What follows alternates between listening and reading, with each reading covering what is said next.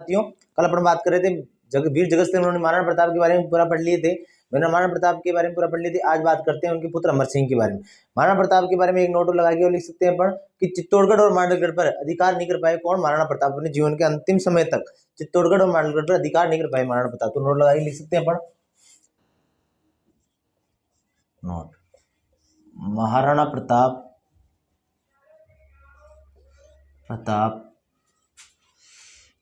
अपने जीवन काल में चित्तौड़गढ़ व मांडलगढ़ पर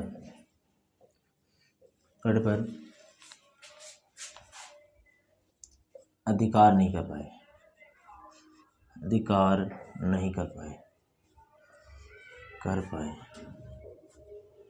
ठीक है, अब बात करते हैं अपन अमर सिंह की। बात करते हैं अमर सिंह 1593 से लेकर 1620 तक अमर सिंह की बात करते हैं। तो अमर सिंह किसके पुत्र थे? महाराणा प्रताप के। और माता का नाम क्या था? तो हाड़ौती के रामरख पंवार की पुत्री थी। अजबदेव पंवार किनकी माता थी? तो अमर सिंह की। तो बात करते हैं अमर सिंह के बारे में। तो अमर सिंह के समय अमर सिंह दो मुगल शासकों के समकालीन था। एक तो था अकबर और दूसरा था जहांगीर। अकबर और जहांगीर, अब देखो 1599 में अकबर क्या करता है? जहांगीर के नेतृत्व में सेना भेजता है। किसके ऊपर? महाराणा प्रताप, इस पे ऊपर महाराणा अमर सिंह के विरुद्ध सेना भेजता है। लेकिन उदय वो कौन? जहांगीर आता है। जहांगीर लेकिन उदयपुर से वापस चला जाता है।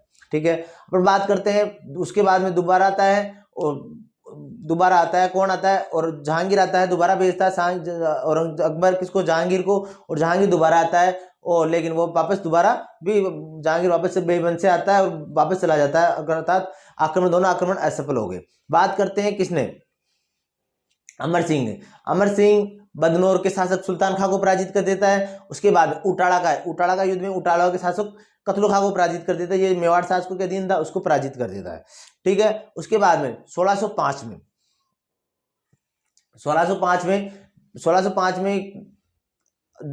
अकबर की मृत्यु हो जाती है और शासक बनता है कौन? जहांगीर शासक बनता है। तो उसको आसफ खां को भेजता है। किसको भेजता है? आसफ खां को भेजता है। उसके बाद में 1608 को महावत खां को भेजता है। कौन भेजता है? जहांगीर भेजता है। 1608 में किसी खिलाफ? अमर सिंह के खिलाफ महावत खां को भेजता है।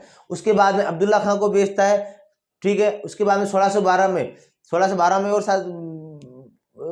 में राजा बासु के नेतृत्व में उसके अमर सिंह के विरुद्ध सैनिक अभियान भेजता है। और 1613 में किसके विरुद्ध? तो अमर सिंह के विरुद्ध शाहजहां को भेजता है। लेकिन ये सब आक्रमण क्या हो गए? असफल हो गए। किसके? तो जहांगीर द्वारा किस पे? अमर सिंह पे किए गए अभियान, जो ये क्या हो गए? वो हो गए असफल अभियान थे। उसके बाद में जब 1613 में मैंने बताया, 1613 में खुद जहांगीर स्वयं आता है और मानव जो अमर सिंह थे वो चावंड से कहाँ चले जाते हैं? गोगुंदा में चले जाते हैं। और चावंड पर किसका अधिकार हो जाता है? तो चावंड पर किसका? मुगल सेना का अधिकार हो जाता है। अर्थात किसका? तो जहांगीर का अधिकार हो जाता है। जहांगीर यहाँ से 3 महीना रहते हैं, फिर अजमेर चले जाते हैं। अब क्या करते हैं? जब मुगल जो जहांगीर के नेतृत्व में शाहजहां आता है, तो शाहजहां शाहजहां देखता है कि मेवाड़ पर अपना असफल रहने के कारण, क्योंकि मेवाड़ की जनता भी मेवाड़ जो सैनिकों, मेवाड़ के राजाओं का साथ दे रही थी, तो फिर क्या करता है? शाहजहां क्या करता है कि खेती को जलाने लग जाता है। वहां के आदमियों को जो वहां के जो जनता थी उनको मारने लग जाता है। और जो स्त्रियां थी, बच्चों को कहाँ? दिल्ली ले जाकर बेचने लग जाता है। तो फिर इससे क्या होती? जनता क्या होती? परेशान हो जाती है। और उनको पता था, अमर सिंह की सेना को पता था कि अगर मेवाड़ी सेना है, अगर मैदानी युद्ध करेंगी तो क्या होगा कि मुगल सेना से वो हार जाएंगे। तो फिर जो सामंतों के कहने पर सामंत गए और करण सिंह को समझाया। करण सिंह कौन था? तो अमर सिंह का पुत्र करण सिंह को समझाया। और करण सिंह के समझाने पर फिर क्या होती है? मुगल मेवाड़ संधि होती है। एक बार इसके बारे में अपन पूरा लिख लेते हैं, उसके बाद आगे चर्चा करेंगे।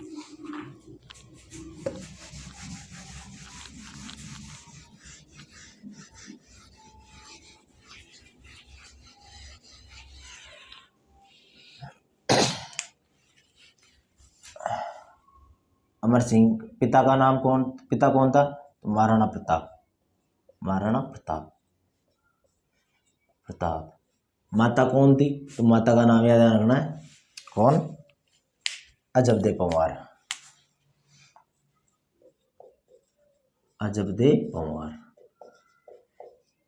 ठीक है, अपन आगे चलते हैं कि इसके समकालीन, इनके समकालीन, समकालीन मुगल बादशाह, बादशाह कौन थे? मुगल बादशाह थे, पहला तो थे अकबर व दूसरा थे जहांगीर, जहांगीर। ठीक है, इधर बात करते हैं अमर सिंह, अमर सिंह, इधर से बात करते हैं जहांगीर, सॉरी अकबर, अकबर। सेनापति कौन था अकबर का? जहांगीर, जहांगीर। जहांगीर ने असफल आक्रमण किया, जहांगीर ने मेवाड़ पर, कहां पर? मेवाड़ पर असफल आक्रमण किया, असफल आक्रमण किया, आक्रमण किया, मेवाड़ पर असफल आक्रमण किया। ठीक है, अमर सिंह ने, अमर सिंह ने कौन सा? बदनौर, बदनौर में सुल्तान खां को, खां व उटाला, उटाला में कालू खां को पराजित करता है, को पराजित करता है, जीत करता है। ठीक है, अब देखो ये बात है 1599 की, कब की बात है? 1599 की, 1599 से। ठीक है, अब इसके बाद, अब 1605 में अकबर की मृत्यु के बाद, अकबर की मृत्यु के बाद, मृत्यु के बाद शासक बनता कौन? शासक जहांगीर बनता है, जहांगीर बनता है। अब देखो जहांगीर, आसफ खां, जहांगीर, आसफ खां, जफर बेग, बेग व सगर के नेतृत्व में, सगर के, सगर इसका भाई था, इसका प्रताप का, है ना, ध्यान में, सगर के नेतृत्व में असफल अभियान करता है, असफल अभियान करता है, करता है। कहां पर? मेवाड़ पर, मेवाड़। मतलब अमर सिंह इसके आक्रमण को क्या कर देता है? असफल कर देता है। कब? 1605 में। अब इसके बाद में 1608 में, 1608 में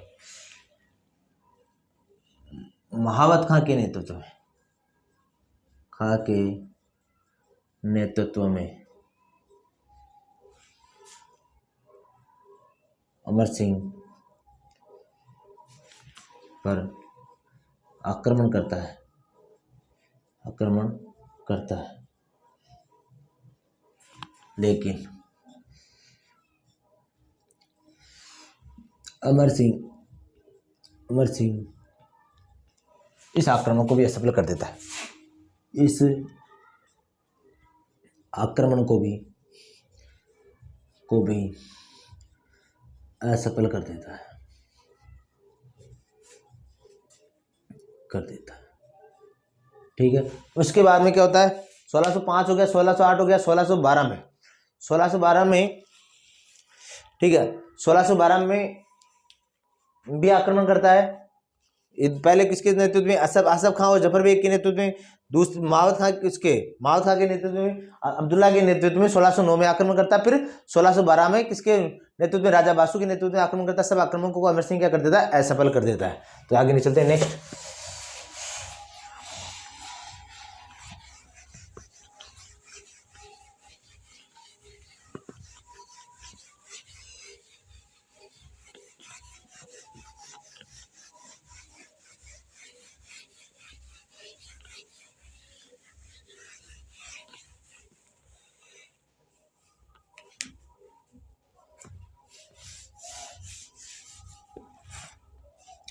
1609 में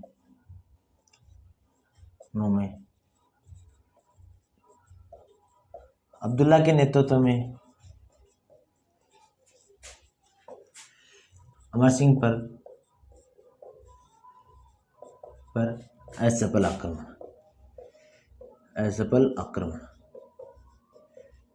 ठीक है, अब क्या होता है 1612 में राजा बासु के नेतृत्व में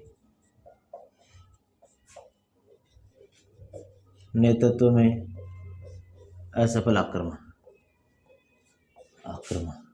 ठीक है, यहां तक कौन जीत रहा था? तो अमर सिंह जीत रहा था। लेकिन इतने आक्रमणों के बाद में मेवाड़ की हालत क्या होगी? जर्जर हो गई। अब आक्रमण करने के लिए कौन आता है?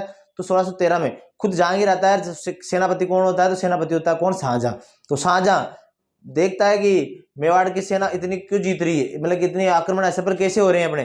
तो फिर वो बताया कि वहाँ की जनता उनका साथ देती है, खेतों को जलाने लग जाता है। इससे फिर क्या, वहाँ के सामंतों के द्वारा हरिदास सार जाला शुभकर्ण के द्वारा कहने पर क्या होता है, कर्ण सिंह को समझाया गया। और फिर बाद में अमर सिंह के द्वारा क्या की गई थी? 5 फरवरी 1615 तक संधि की गई। 5 फरवरी 1615 को क्या की गई? मुगल मेवाड़ की संधि की गई। ठीक है, तो इसके बारे में अपन चर्चा करेंगे। राजा बासु के नेतृत्व में असफल आक्रमण करता है। अब आक्रमण करने के लिए कौन आएगा? तो देखो 1613 में कौन? मुगल बादशाह जहांगीर स्वयं आते हैं। बादशाह जहांगीर स्वयं आते हैं। ठीक है, अब देखो इधर बात करते हैं अमर सिंह वर्सेज इधर कौन है? जहांगीर। ठीक है, सेनापति कौन था? सेनापति था इसका शाहजहां। कौन था? शाहजहां क्या करता है? गोगुंदा पे अधिकार कर लेता है। गोगुंदा पर अधिकार कर लेता है। सॉरी, गोगुंदा क्या? चावंड पे, क्योंकि चावंड पे होते हैं, चावंड पर अधिकार कर लेता है। ठीक है, अमर सिंह यहां से कहां चले जाते हैं? तो गोगुंदा चले जाते हैं।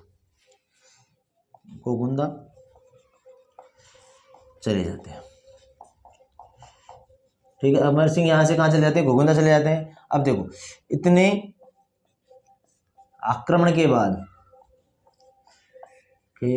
बाद मेवाड़ की स्थिति जर्जर हो जाती है। वह सामंतों के द्वारा युवराज कर्ण सिंह को समझाने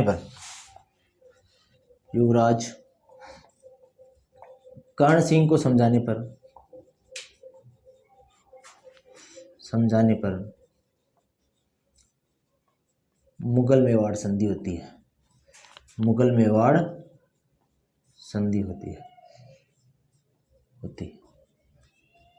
ठीक है, अब देखो जहांगीर यहां पर 3 माह रहता है। कितने माह? 3 माह रहता है। वह अजमेर चला जाता है। कहाँ चला जाता है? अजमेर चला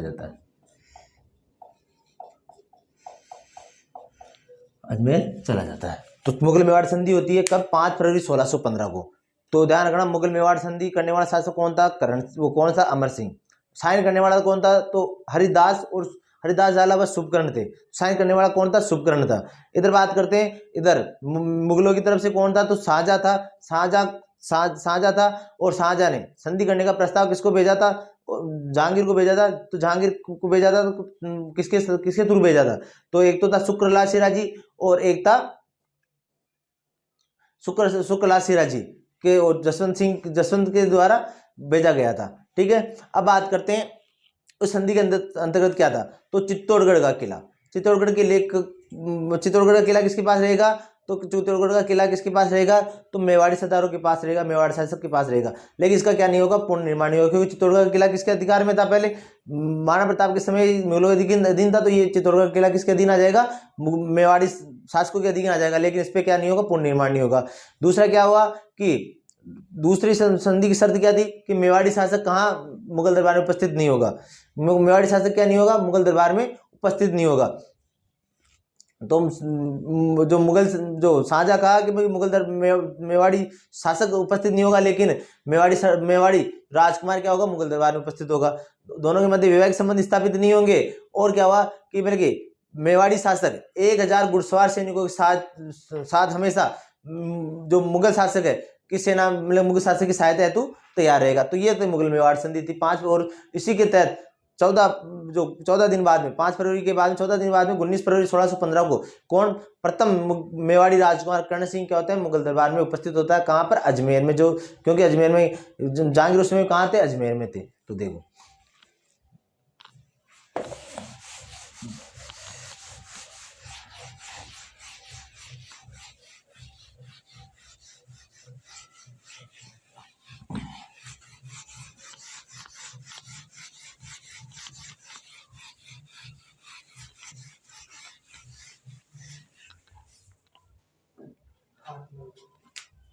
अब देखो प्रथम मुगल मेवाड़ संधि की बात करते हैं। प्रथम मुगल मेवाड़ संधि कब हुई, तो 5 फरवरी 1615 को। ठीक है, किस किस के मध्य हुई, एक तो थी अमर सिंह और से इधर कौन था, जहांगीर। इधर कौन था, तो इधर था शाहजहां। इधर कौन थे, तो कर्ण सिंह थे। और इधर कौन थे, हरिदास झाला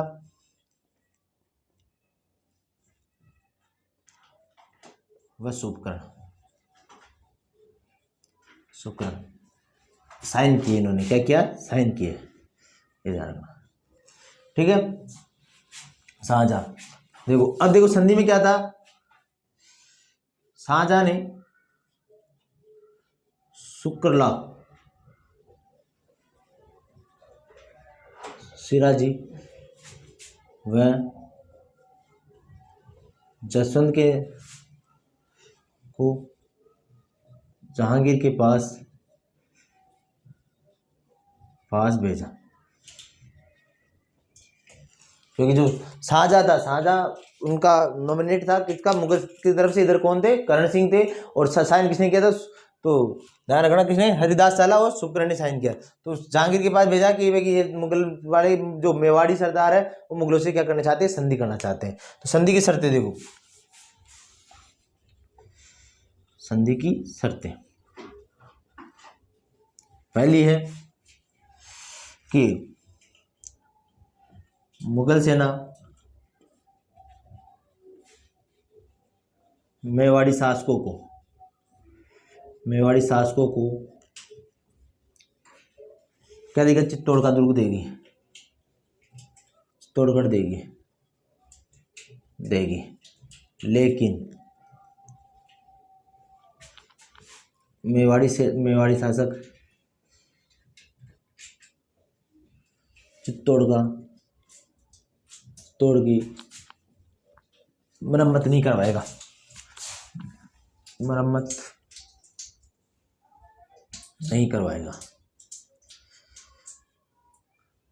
ठीक है। दूसरा, मेवाड़ी शासक मुगल दरबार में उपस्थित नहीं होगा,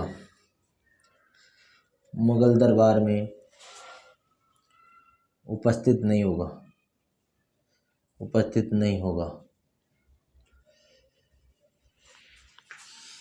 मेवाड़ी राजकुमार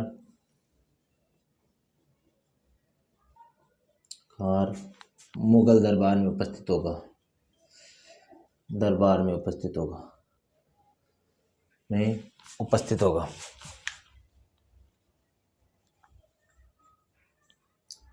मेवाड़ी राजकुमार मुगल दरबार में क्या होगा, उपस्थित होगा। ठीक है, मेवाड़ मुगल वैवाहिक संबंध स्थापित नहीं होंगे। तीसरी बात क्या थी, मेवाड़ मुगल वैवाहिक संबंध स्थापित नहीं होंगे, संबंध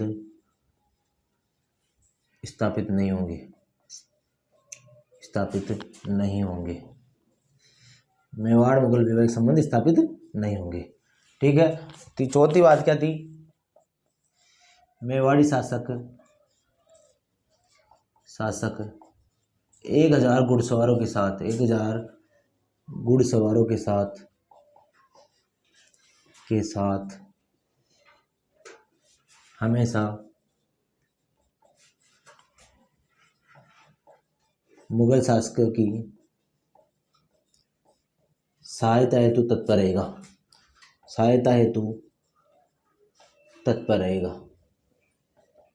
रहेगा।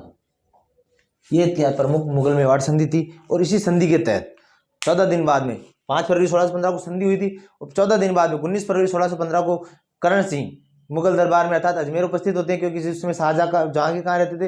अजमेर रहते थे। उस समय सर टॉमस रॉ आए हुए थे। सर टॉमस रॉ ने कहा कि संधि के बारे में जाना और फिर कहा कि मेवाड़ी शासकों को, किसको? मेवाड़ी शासकों के साथ संधि किसने? जहांगीर ने। दिमाग से की गई संधि है। ये संधि की गई है वो किससे? बल से नहीं करके किससे की गई है? दिमाग से की गई है। बल से नहीं करके बुद्धि से की गई है। ठीक है। तो देखो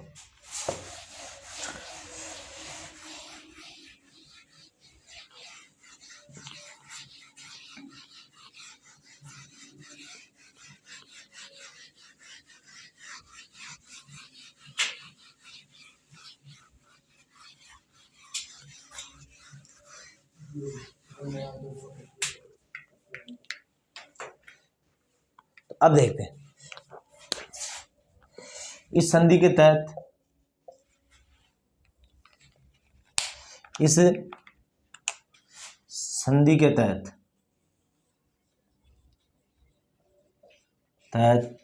19 फरवरी 1615 को मेवाड़ी राजकुमार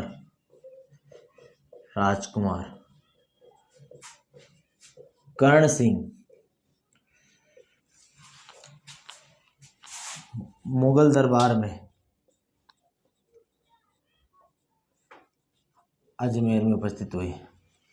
उसमें जहांगीर अजमेर थे, मुगल दरबार में अजमेर में जहांगीर के पास उपस्थित हुए।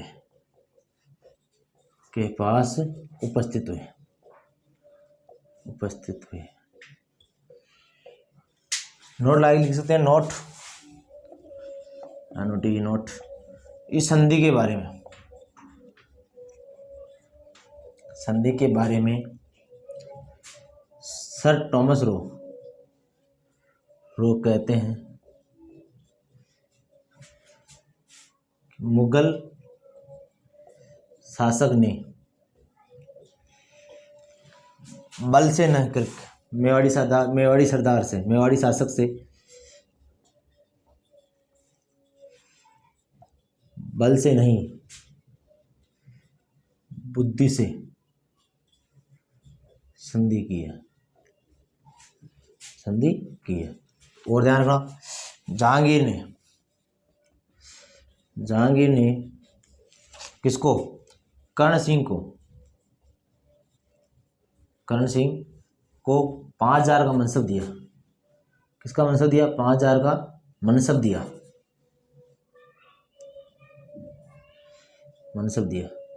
एक रैंक होती है जो 5000 की, जो 5000 या 7000 की रैंक होती है। तो 7000 की रैंक तो कोकाजीज और मान सिंह 2 हिंदुओं को मिली थी अकबर के समय में। और जहांगीर के समय 5000 का मनसब किसको दिया गया था? शुरू स्टार्ट में कर्ण सिंह को 5000 का क्या दिया गया? मनसब दिया गया। ठीक है। कर्ण सिंह को 5000 का मनसब दिया गया। और कर्ण सिंह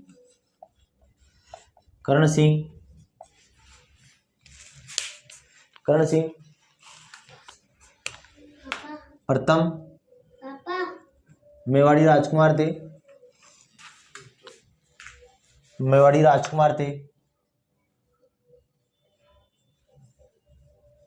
जो मुगल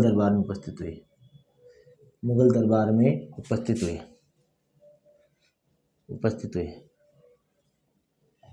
ठीक है।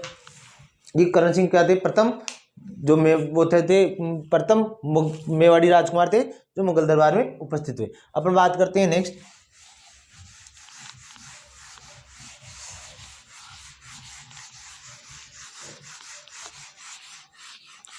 अमर सिंह के बारे में कि इस प्रारंभ में जब महाराणा अमर सिंह प्रारंभ में अमर सिंह ने अनेक बोलेगी एक मुगलों से लड़ने के लिए एक सैन्य विभाग की स्थापना की। उसका जो प्रमुख था किसको बनाया था? तो हरिदास जाला को बनाया। इन्होंने सक्तावत और चुनावत में जो हरावल को लेकर के संघर्ष हुआ, संघर्ष को समाप्त करने की कोशिश की इन्होंने अमर सिंह ने, ठीक है। अपने मेवाड़ी जो सामंत थे उनमें हरावल को लेकर के सक्तावत और चुनावत के मध्य संघर्ष का क्या किया?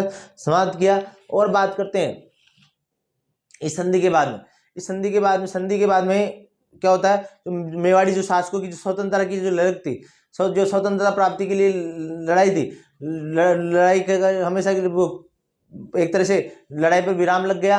और अपन बात करें इससे स्वतंत्र जो बात करें इस संधि का प्रभाव क्या पड़ा? इस संधि का प्रभाव अब शांति होने लगी। और इसका काल अमर सिंह का काल अभ्युदय का काल कहलाता है, मेवाड़ के अभ्युदय का काल कहलाता है। और उसके बाद में क्या हुआ? कला संस्कृति को क्या हुआ? लाभ वो प्रोत्साहन मिला इसके बाद में। तो अपन बात कर लेते हैं एक बार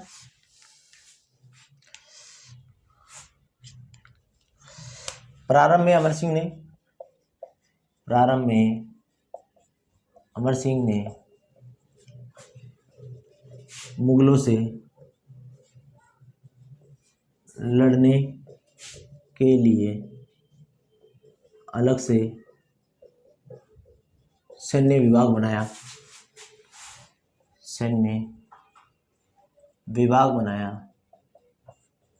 बनाया जिसका प्रशासक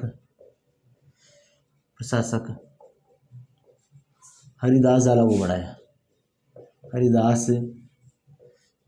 को बनाया, ठीक है। और क्या ध्यान रखना है? कि मेवाड़ में हरावल को लेकर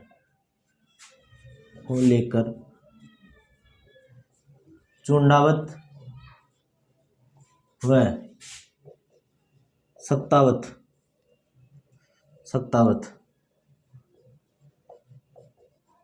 के संघर्ष को खत्म किया, ठीक है। बात करते हैं संधि के परिणाम, मुगल मेवाड़ संधि के परिणाम। मुगल मेवाड़ ये अलग से नोट लगा लिखना, संधि में नहीं लिखना है, ध्यान रखना ये दोनों चीजें। मुगल मेवाड़ संधि के परिणाम, संधि के प्रभाव। मेवाड़ी शासकों की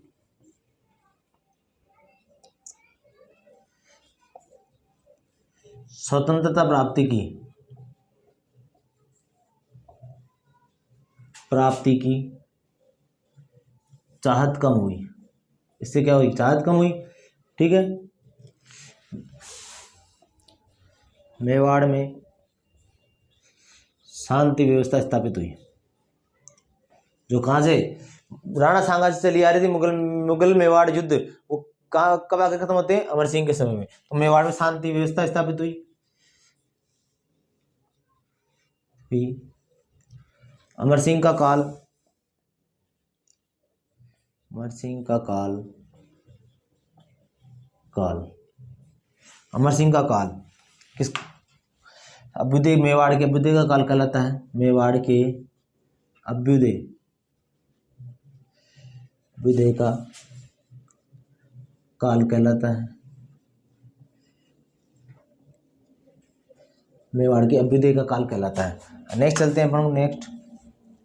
अमर सिंह का काल मेवाड़ के अभ्युदय का काल कहलाता है। इस संधि के बाद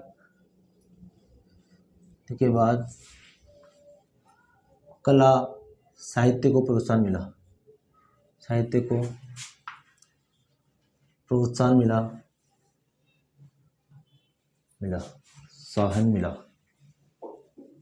ठीक है। लेकिन ध्यान रखना ये संधि की थी मुख्यतः किसने की थी? करण सिंह ने की थी। अमर सिंह की संधि के खिलाफ थे। अमर सिंह उसके बाद बीमार रहने लग जाते हैं और राजपाट छोड़कर चले जाते हैं। और वहां पे नौचौकी पाल में, जहां पर राजसमंद झील का निर्माण कराते हैं राज सिंह, बाद में नौचौकी पाल में रहने लग जाते हैं। और वहां से जो गंगोत्भव ना आहड़ में एक जगह है गंगोत्भव, वहां पर क्या हो जाती है, वीर मृत्यु को प्राप्त हो जाते हैं 26 जनवरी, और 1620 को मृत्यु को प्राप्त हो जाते हैं, और करण सिंह क्या बन जाते हैं वहां फिर मेवाड़ के शासक बन जाते हैं। ठीक है, तो देखो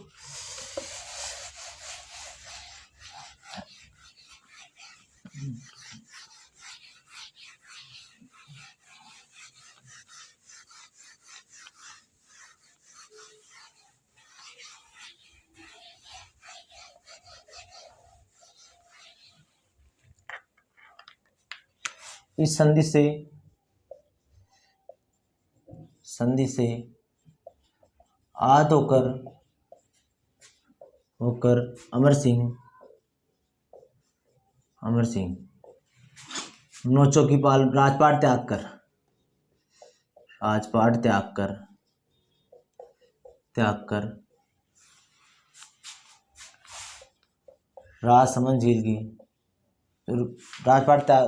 कर नौचों की, क्योंकि राजसमंद झील बाद में बनती है, नौचों की पाल पर रहने लग जाते हैं। बाद में गंगोत्भव आहड़ में 26 जनवरी 1620 को इसको मृत्यु हो जाती है। ठीक है, अब ध्यान रखना, अमर सिंह की छतरी कहाँ है, आहड़ उदयपुर में। ठीक है, उदयपुर में। ध्यान रखना, बाकी मेवाड़ी शासकों की, अब इसके बाद आने वाले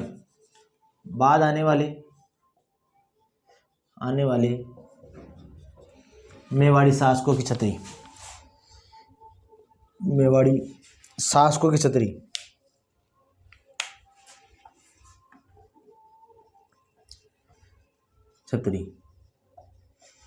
कहाँ है, तो आहड़ है। ध्यान रखना, फिर आहड़ क्या हो गया, जो सिसोदिया राजवंश का क्या हुआ, शाही शमशान स्थल हो गया। ठीक है, इसका ध्यान रखना। अब बात करते हैं शासक कौन बनेगा, तो करण सिंह शासक बनेंगे। कौन बनेंगे, 1620 से लेकर 1628 तक कौन शासक बनेंगे, करण सिंह। छोटा सा उसको पढ़ लेते हैं।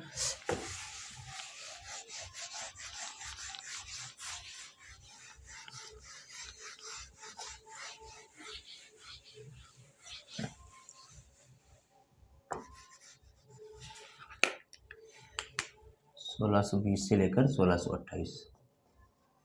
ठीक है, अमर सिंह कौन है, करण सिंह।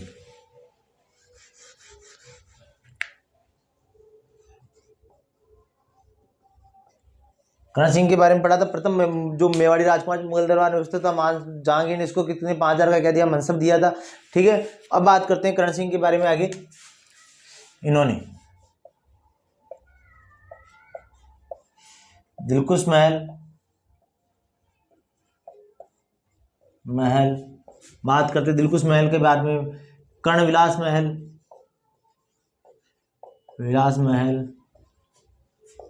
चंद्र महल,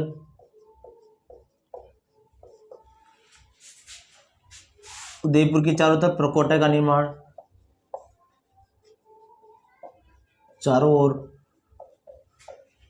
प्रकोटे का निर्माण,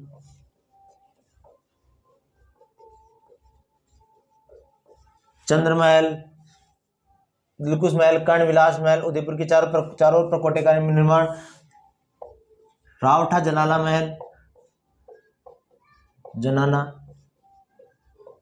महल। ठीक है, दरी खाना, बड़ी दरी खाने का निर्माण करवाया।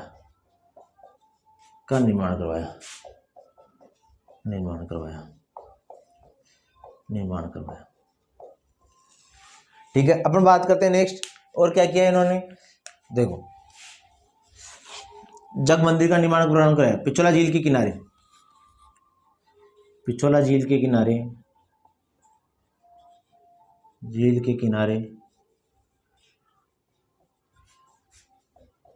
जग मंदिर की नींव रखी, जिसका पूर्ण निर्माण पूर्ण निर्माण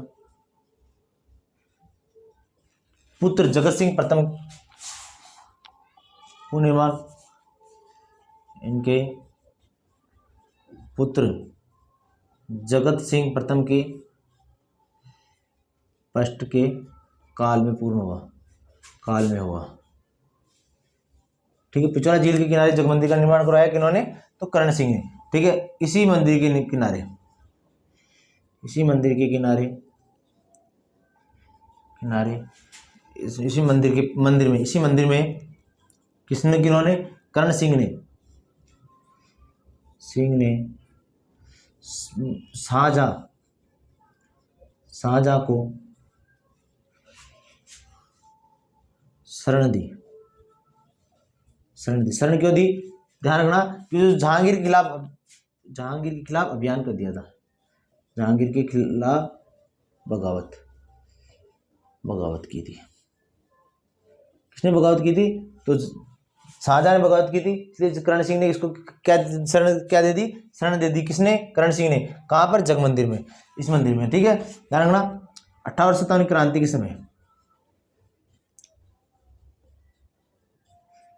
के समय स्वरूप सिंह शासक थे। स्वरूप सिंह ने पीए, उसमें पॉलिटिकल एजेंट थे 100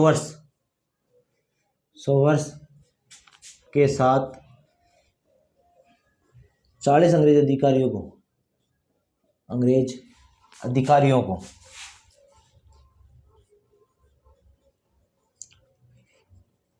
इसी जग मंदिर में शरण दी।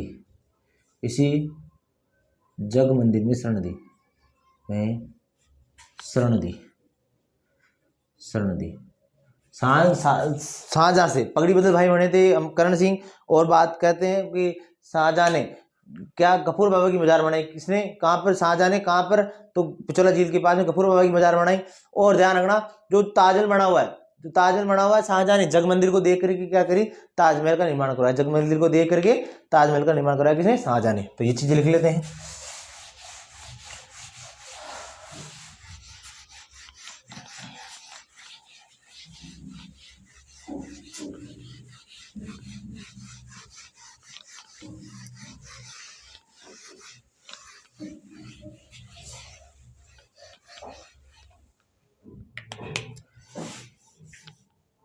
शाहजहां ने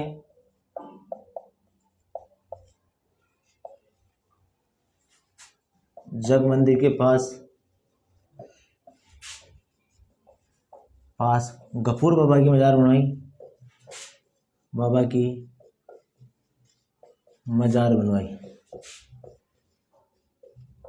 गफूर बाबा की क्या बनाई? मजार बनवाई।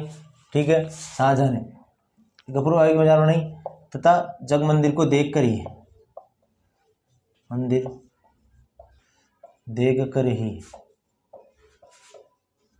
शाहजहां ने ताजमहल का निर्माण करवाया।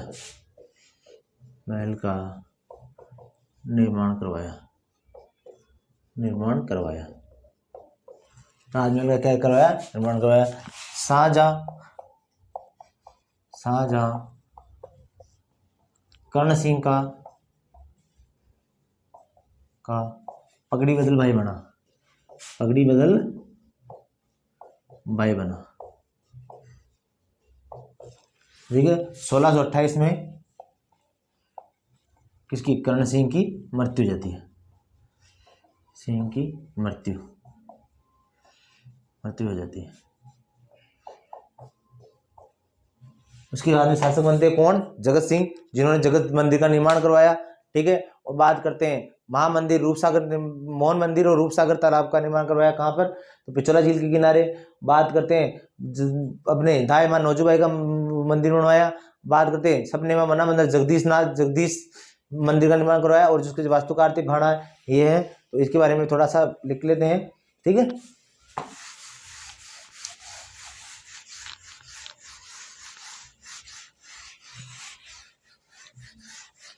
और मुगल मेवाड़ संधि का उल्लंघनकर्ता भी कौन थे? तो मुगल मेवाड़ संधि का उल्लंघनकर्ता को थे जगत सिंह। जगत सिंह ने किसके समय में? तो मुगल मेवाड़ संधि का उल्लंघन कैसे किया था? चित्तौड़गढ़ दुर्ग का निर्माण करके। तो जय जगत सिंह के बारे में नेक्स्ट वीडियो में बात करेंगे। आज के लिए इतना ही।